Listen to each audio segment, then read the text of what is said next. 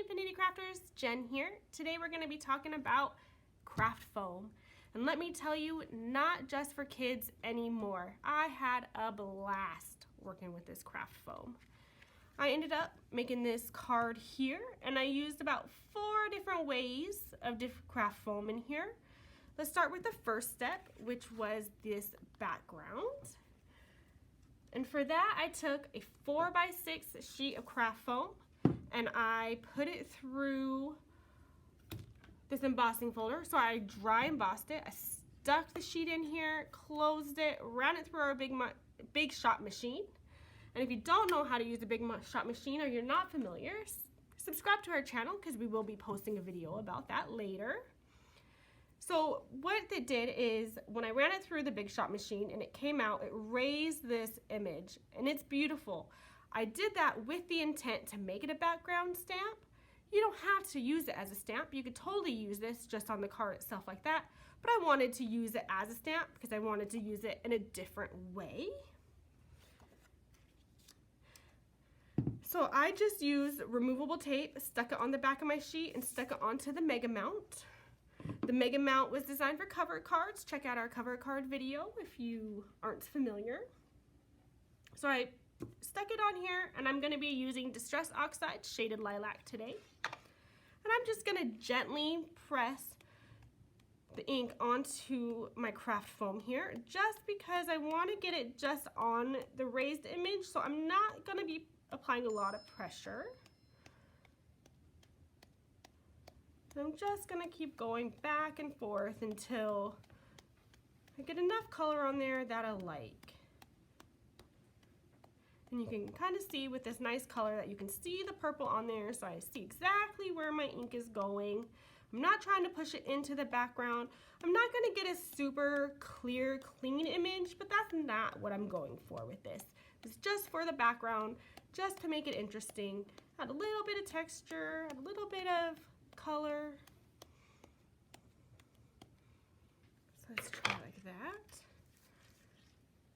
Turn it. I'm going to start off. I'm going to apply pressure and lift up. And that is going to be the background. And then my next step, I wanted to frame it. So we have these die cuts of frames. And you get so many different frames from the one die cut. I'm just using the larger one today. And I decided I was going to try to paint it. And I'm using the Distress Paint Brushed Pewter. It's a metallic one, so you shake it really well. You can hear there's a ball in there mixing it around. And we have this Dauber tap. And I'm just going to press on it. And I wanted the purple to shine through, so I'm not trying to paint it completely. I'm just adding that pretty color on the top there. Just pressing down and moving it around.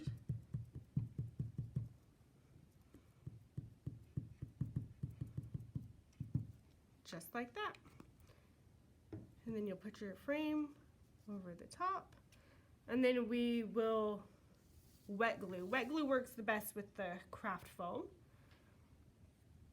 And then our next step would be so we dry embossed the image there. Now we're going to heat emboss. And that's how we did the little flowers on there. Went ahead and I did the one flower.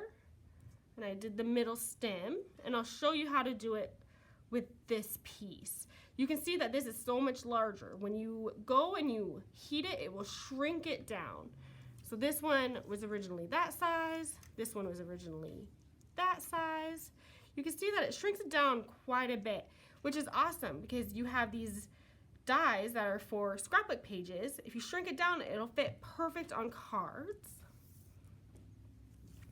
So I'm gonna start by, I'm gonna leave the top white because a wish is white. If you wanted to put white embossing powder on that, you totally can, but for the sake of this video, I'm only going to put green on the stem. I'm going to take my Versamark and I'm just going to pat it down here on the stem. I'm not going all the way to the bottom because I like to leave a little finger hold, especially when we're going to shrink it. I like to have somewhere to hold. I'm going to open it up. I'm going to be using the Lime Tinsel Embossing Powder by Ranger.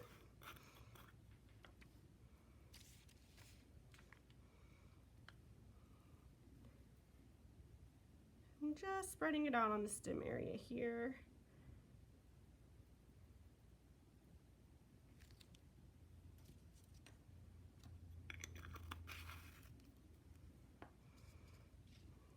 Shaking it off. I'm just going to be moving this paper to the side, but normally you would fold it up and put your leftovers back in the bottle. And I'm going to be using a pair of pliers today just to hold it, because I'm going to be using this heat gun. The heat gun gets really hot and I just don't want to burn my fingers. And I'm using the Heat-It Craft Tool by Ranger. It gets really hot. The only difference with this one and some other ones, it just doesn't blow out as much air, which is perfect for these ones that kind of move, and when you're shrinking you can see it moving.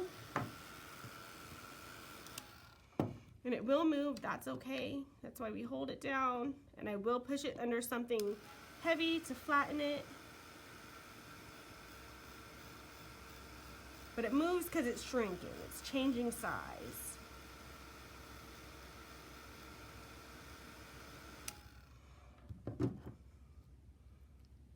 If you want to stick something heavy, I have our bucket of blocks. It just takes a second.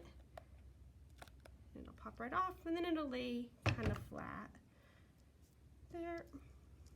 And we'll be cutting off the ends. I always kind of leave the little bit at the end to trim off, but you can see how it shrunk down from its original size to that size. And when you go and you put your charms, we got the frame, the background, and then you can put your flowers on there.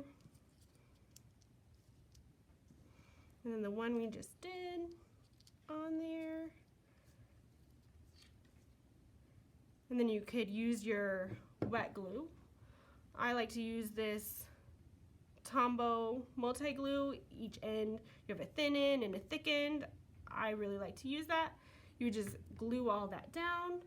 And then the next thing I did through the die cut machine, for the sentiment, I used the Thinking of You. And when you first use it, I'll show you, it comes out rather large. It definitely would not have fit on this card without shrinking it.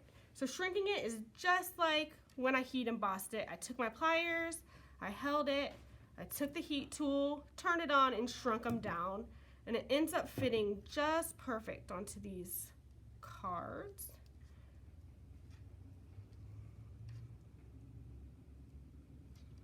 And then you would also just use wet glue to put that down. So super simple. We stamped it, we painted it, we dry embossed, we heat embossed, and we just shrunk it down.